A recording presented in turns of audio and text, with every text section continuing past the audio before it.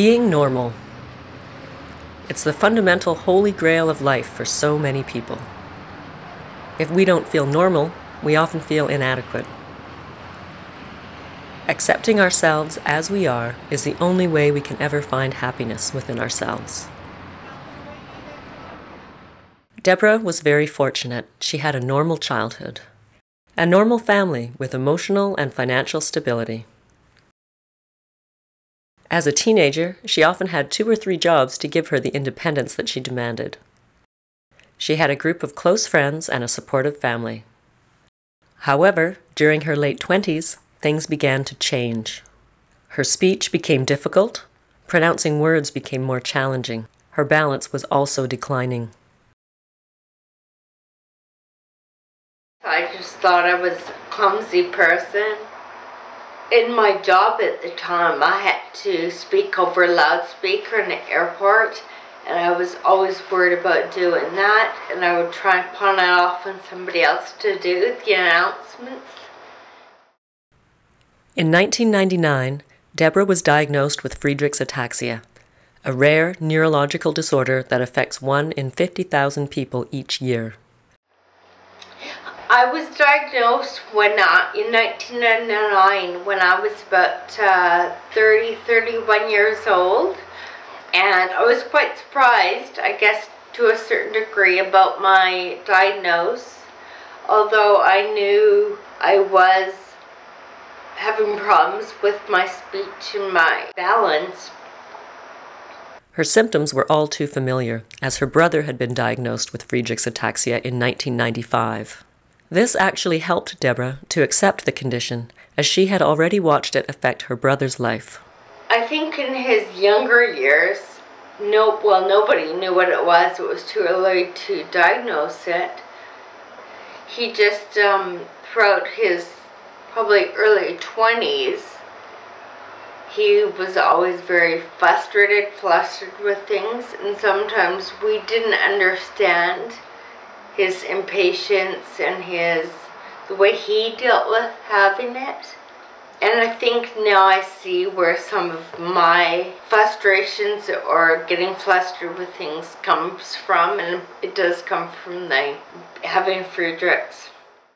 As their symptoms worsen, Friedreich's ataxia sufferers often feel a tendency to distance themselves from society. I do find myself sometimes holding back or pulling back from going out and doing things with friends. It's because I'm embarrassed about my walking, being out in public, but I do get out a lot, and prior to 4 years ago, I still went out and did things with friends. I traveled. I did still do a lot. The condition has actually changed the way she moves from point A to point B when outdoors, from scanning the environment for the path of least resistance to avoiding stairs, looking for ramps, all the while concentrating on keeping her feet from tripping over themselves. The degenerative effects of Friedreich's ataxia are relentless, unstoppable, and inevitable. However, Debra refuses to give in to the condition. Debra married Peter, a commercial airline pilot, in 2002. They live in Hong Kong. She loves to travel, and Hong Kong provides a springboard to interesting Asian destinations. She travels to other regions as well. In 2003, she visited her brother in Brazil, where she went hang gliding in Rio de Janeiro. And in 2008, she went on a safari in South Africa. She's been skydiving in Australia, explored the Da Nang River in Vietnam, and visited ancient temples in Southeast Asia. Debra's adventurous spirit is always taking her in new directions. When I do travel abroad or to different countries, I get told by the locals of the country I'm traveling in that I'm very easy to understand. And part of it is because I speak slower and I try to pronounce my words more clear.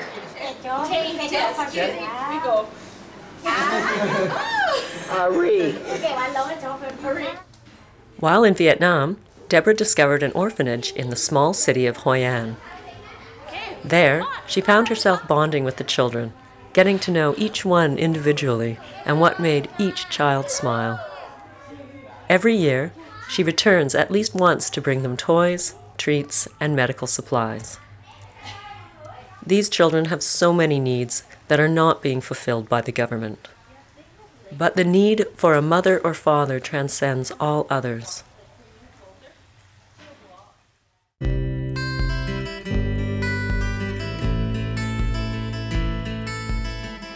My daughter Caitlin puts a smile on my face every day. She's got a very happy character, personality, and just every day learning new words and all her facial expressions.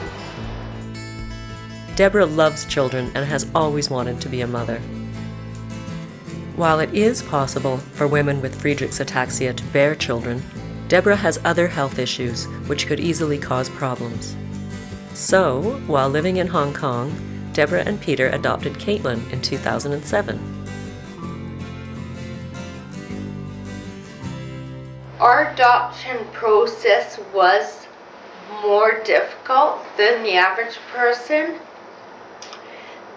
Social services in Hong Kong was very concerned that I would not be able to raise a child because of my disability.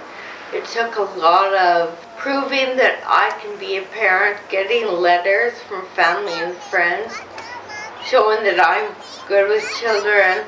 I even had to get a letter from the orphanage in Vietnam, primarily because of my ataxia and my health. They could not see that somebody eventually in a wheelchair can bring up a child. Having Caitlin in my life has been wonderful. I find it gets me more motivated, getting outdoors, going for walks. Using the stroller as a walker also gets me out more, out for walks, out shopping, out doing things.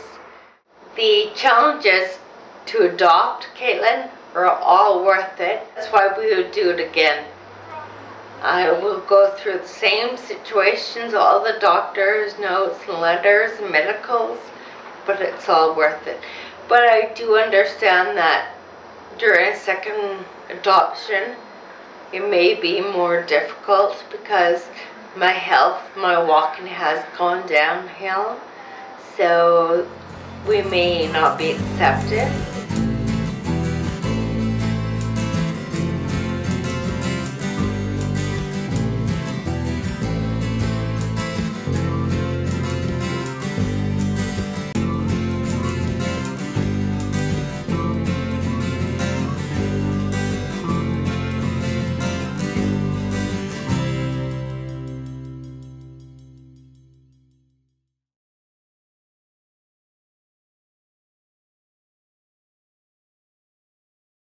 Science believes that answers to understanding Friedreich's ataxia will be found partly through understanding DNA and stem cell research.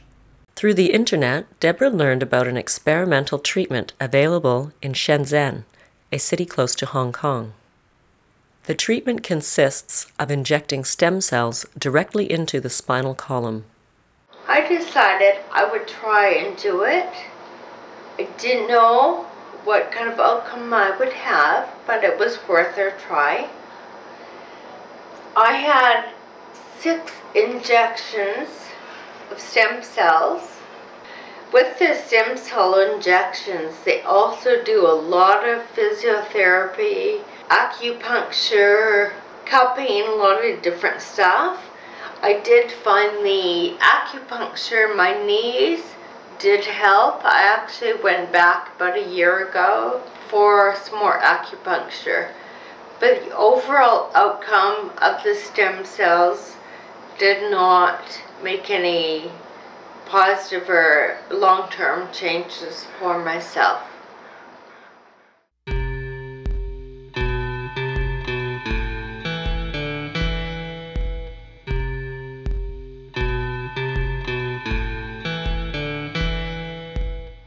I'm a somewhat positive person, I think, and I like to be happy and enjoy life, and I didn't want the ataxia to take over, tell me I can't do this or I can't do that. So I've tried to keep on with my life and do everything that I can, and if I couldn't do something, then I knew what my limitations were. I don't let Friedreich's ataxia stop me in my life of doing things I want to do.